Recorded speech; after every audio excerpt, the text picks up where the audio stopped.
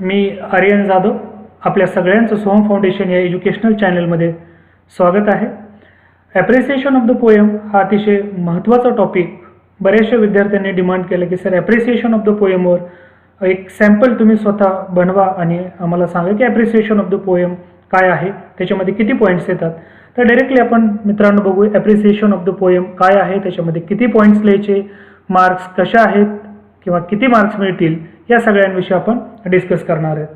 तर appreciation of the poem हे 4 मार्क्ससाठी question येतो. 10th 11th आणि 12th बोर्ड आहे. तर त्या अनुषंगाने इथे मी आज इंडियन व्ह्यूवर्स ही एक पोएम कन्सिडर करून त्याचं ॲप्रिसिएशन बनवलं ते तर आपण डिस्कस करणारच आहेत. परंतु मित्रांनो आता जे मुलं विशेषतः ग्रामीण भागातले मुलं आहेत, इंग्लिशची भीती आहे, तर ही प्रिपेअर करता येईल आपल्याला माझ्या मदतीनं. मी आपल्यासाठी नवनवीन व्हिडिओ सिलेबसशी रिलेटेड आणि ग्रामरचे व्हिडिओ या यूट्यूब चॅनलवरून अपलोड करत आहे. तर आपल्यापैकी बऱ्याचशा जणांचा चांगला रिस्पॉन्ससुद्धा त्याला आहे. तर इथं आपण बघत असाल तर हे सोहम फाउंडेशन एज्युकेशनल चॅनल आहे. आपण आत्तापर्यंत त्याला सबस्क्राईब केलं नसेल तर सोहम फाउंडेशन हे यूट्यूब चॅनल आहे, सबस्क्राईब करा म्हणजे 12वीचे नवनवीन व्हिडिओ आपणाला बघायला मिळतील. टेलिग्रामवर सुद्धा म्हणजे एखाद्या विषयाची इंग्लिशमधल्या कोणत्याही टॉपिकची जर तुम्हाला PDF फाईल पाहिजे असेल तर टेलिग्राम चॅनलवर सुद्धा आपण आम्हाला फॉलो करू शकतात. Then इन्स्टावरती soham_foundation and Twitter @soham_f4 याच्यावरती तुम्ही फॉलो करू शकता. तर मित्रांनो आता इंडियन व्ह्यूवर्स ही कविता आपण कन्सिडर केली या ठिकाणी ॲप्रिसिएशन ऑफ द पोएम लिहिण्यासाठी. तर लगेचच सुरू करूया. आपले सगळे डाऊट्स याच्यामध्ये क्लिअर होतील, कारण स्टुडंट्सच्या मनामध्ये काय डाऊट्स आहेत, ती कोणकोणते पॉईंट्स लिहायचे सर, किंवा जे पॉईंट्स आहेत ते डिस्क्रिप्शन लिहिताना 12वीला लिहायचे का नाही, कारण 10वीमध्ये हे आपण लिहित होतो. तर 12वीला काय करायचं, तर directly we start the poem 2.2 Indian viewers.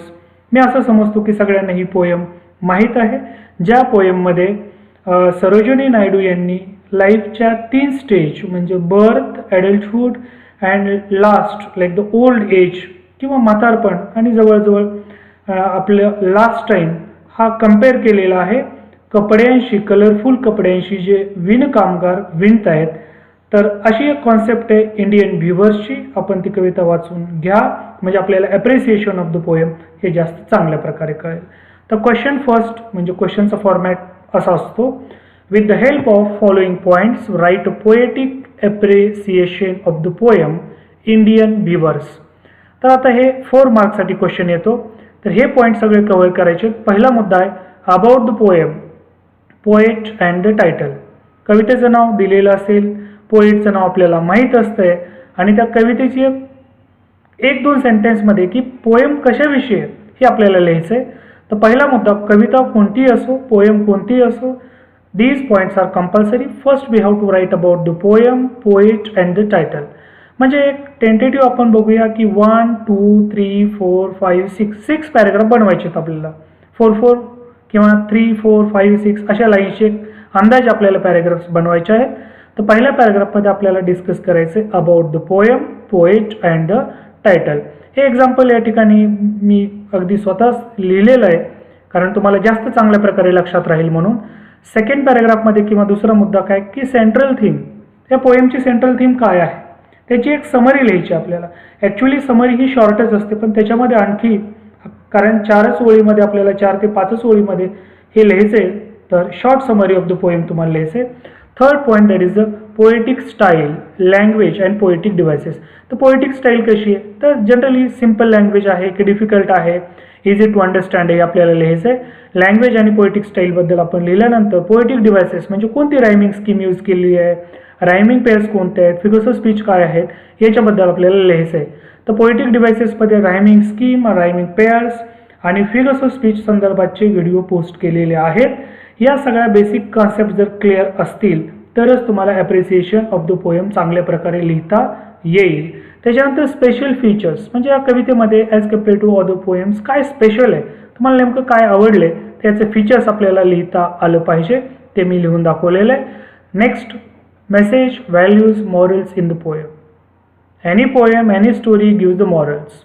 कोणतीही स्टोरी, कोणतीही कथा किंवा कविता ही मॉरल देत असते, आपल्याला फाइंड आउट करता आलं पाहिजे.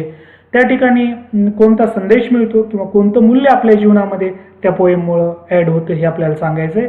Your personal opinion about the poem, आपलं वैयक्तिक मत काय त्या पोएमविषयी हे आपल्याला लिहायचं आहे. It means we can write our personal opinion regarding that poem, but keep it mind we just have to write the positive opinion regarding the poem.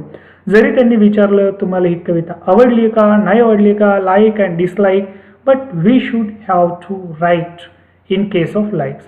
99% त्या कवितेमध्ये काहीतरी चांगलं आहे म्हणूनच सिलेबसला आहे, म्हणून त्यातल्या चांगल्या गोष्टी लिहिण्याचा प्रयत्न करा. So directly now practice all these points. आता हे सगळे पॉईंट्स सेपरेटली लिहायची गरज नाही. म्हणजे जसं पहिला मुद्दा लिहितोय तर about the poem, poet and title असं लिहिण्याची गरज नाही. पॅरेग्राफच तसे पाडायचे आहेत की वाचणाऱ्याला कळायला पाहिजे की ही टू द पॉईंट पोएम आहे. जसं पहिल्या ह्या कॉन्सेप्टविषयी आपण about the poem, poet and title, बघा हे सगळं आले का या कवितेमध्ये लक्षात येईल तुमच्या. इंडियन व्हीवर्स म्हणजे कवितेचं नाव आलंय. Indian weavers is very interesting poem written by renowned poetess Sarojini Naidu. This poem tells the work of Indian weavers. It contains 3 stanzas. बघा ह्या तिन्हीचं कव्हर अप केलंय. पोएम कशा संदर्भात ते पण सांगितलंय, पोएटेसचं नाव पण आलेलं आहे आणि टायटल पण आलेलं आहे. आलं लक्षात? म्हणजे या सगळ्या गोष्टींचा बारकाईने विचार करून हे सगळं ॲप्रिसिएशन लिहिलंय. Near about we have to write in the 150 words and I wrote near about 150 words here. Now second is related with the central theme and short summary of the poem. बघा आता या पॅराग्राफमध्ये तुम्हाला short summary बघायला मिळेल. Cycle of life is explain by poetess in very good manner.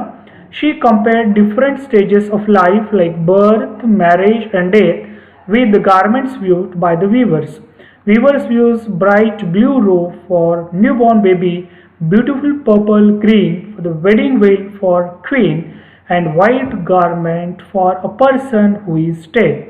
म्हणजे 3 प्रकारचे कपडे विवर्स विणतात. स्पेशली या कवितेमध्ये एक्सप्लेन केले.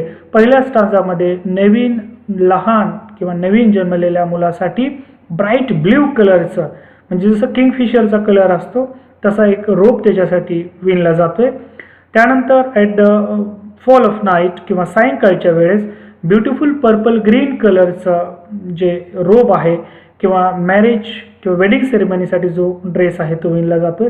आणि अगदी चिल लाईटला संध्याकाळी मध्यरात्री तर पांढऱ्या कलरचा कपडा विणला जातो. कुणासाठी? ज्याचा मृत्यू झालाय त्याच्यासाठी. म्हणजे सेंट्रल थीम तुमच्या लक्षात आली असेल.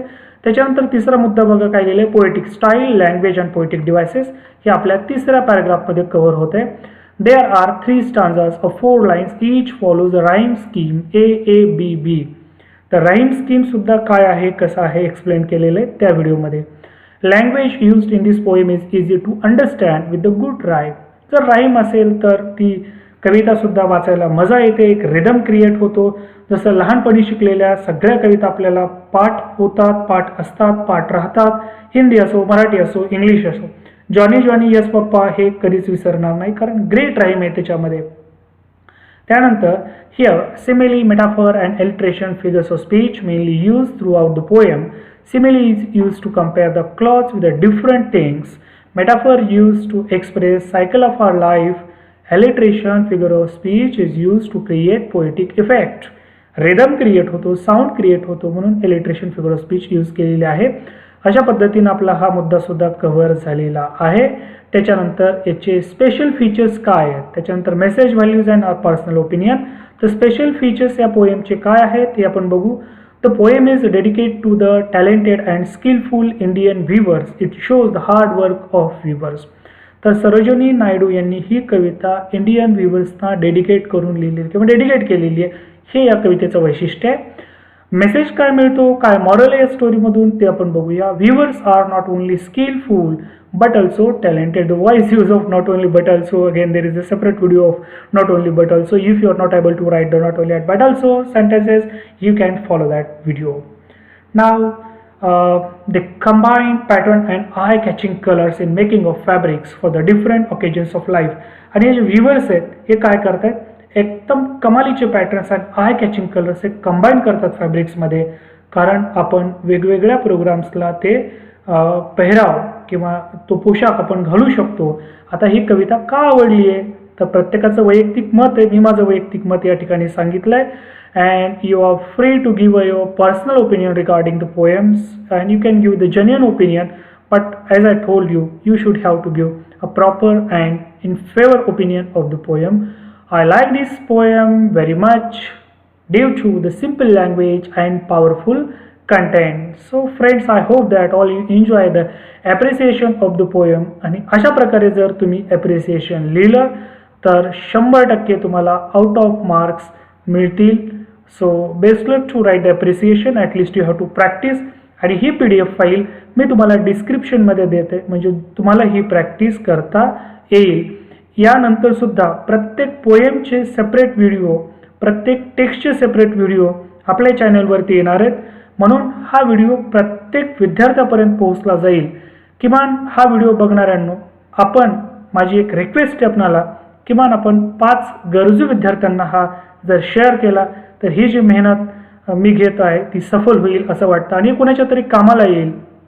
कारण सध्या कॉलेजेस या पॅन्डेमिक सिच्युएशनमुळे बंद आहेत, तर आपली ही मदत प्रत्येकाला डायरेक्टली आणि इनडायरेक्टली होईल. So I hope that you will circulate and share this useful video with the students. Thank you. Have a nice day.